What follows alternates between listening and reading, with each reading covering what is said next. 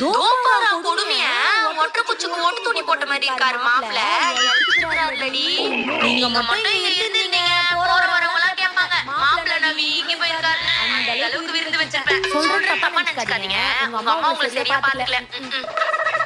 இந்த சாவி கல்யாணத்துக்கு முன்னாடி இங்கதானே இருந்துச்சு. இதுவே நோஞ்சாங்கொடி மாதிரி இருக்கு. இதுல எனக்கு விருந்து வச்சு வீங்க வச்சிருவாங்க. உங்க அம்மா சும்மா சொல்லு. நீ எங்க போற? புருஷன் ரூட் ஏத்தி தண்ணி குத்துற போறதுக்கு. எங்கம்மா அம்மா மன அம்மா பின்னாடியே சுத்துறா. புருஷன்றவன் அண்ணா கயிறு மாதிரி இறுக்கி கட்டினா நான் இடுப்புல நிப்பானுங்க. இல்லாம இறுக்கி கட்டி நான் நழுவிட்டு போயிடுவானுங்க. என்னமா பண்றது? யூடியூப்ல கணவனை வசியம் செய்வது எப்படின்னு போடு. அவங்களே டிப்ஸ் சொல்வானுங்க. இந்த ரூம நமக்காகவே எங்க அம்மா ரெடி பண்ணிருக்காங்க.